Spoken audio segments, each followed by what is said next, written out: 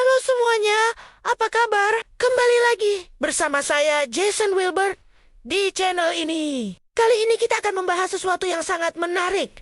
Proses metamorfosis nyamuk dari telur hingga menjadi nyamuk dewasa yang bisa terbang. Pernah nggak sih teman-teman bertanya-tanya, gimana sih sebenarnya nyamuk itu berkembang? Kok bisa dari telur kecil jadi nyamuk yang bisa terbang kemana-mana?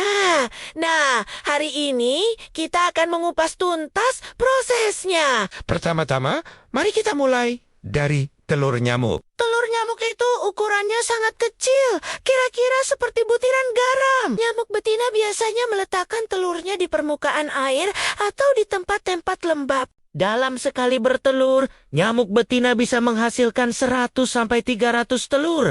Bayangkan. Yang menarik, telur ini tidak langsung menetas. Mereka butuh waktu sekitar 2-3 hari dalam kondisi yang tepat. Suhu dan kelembaban sangat mempengaruhi proses ini.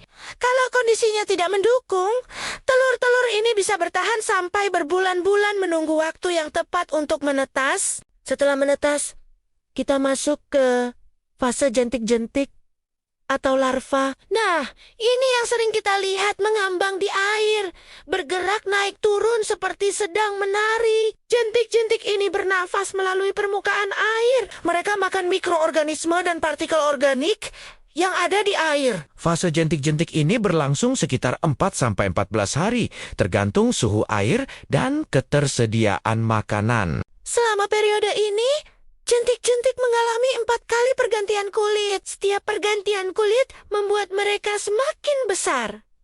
Tahap selanjutnya adalah pupa atau kepompong. Berbeda dengan kepompong kupu-kupu jang, diam pupa nyamuk ini aktif bergerak di dalam air. Bentuknya seperti tanda koma. Dan fase ini berlangsung sekitar 2-3 hari. Di dalam pupa, inilah terjadi transformasi besar-besaran di mana struktur tubuh jentik-jentik berubah menjadi nyamuk dewasa. Proses yang paling dramatis adalah ketika nyamuk dewasa keluar dari pupa. Bayangkan seperti pesawat yang sedang parkir di air. Nyamuk harus menunggu sayap dan tubuhnya mengering sebelum bisa terbang. Ini adalah masa yang sangat rentan karena mereka bisa jadi mangsa muda. Yang menarik, nyamuk jantan dan betina punya perilaku makan yang berbeda. Nyamuk jantan hanya makan nektar bunga, sementara nyamuk betina butuh protein dari darah untuk mematangkan telurnya. Itulah sebabnya hanya nyamuk betina yang menggigit. Satu hal yang perlu kita ingat, meskipun nyamuk sering dianggap mengganggu, mereka juga punya peran dalam ekosistem. Jentik-jentik nyamuk adalah makanan penting untuk ikan dan serangga air. Sementara nyamuk dewasa jadi makanan untuk burung, kelelawar, dan hewan lainnya. Tapi tentu saja, kita tetap harus waspada, karena beberapa jenis nyamuk bisa menularkan penyakit. Cara terbaik untuk mengendalikan populasi nyamuk Adalah dengan menghilangkan genangan air di sekitar rumah.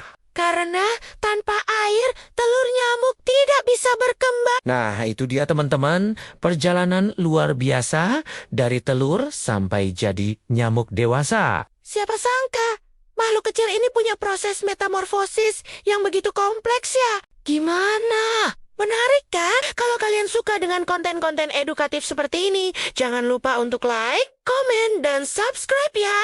Aktifkan juga lonceng notifikasinya, supaya tidak ketinggalan video-video menarik lainnya. Terima kasih sudah menonton sampai akhir. Sampai ketemu di video berikutnya. Bye-bye.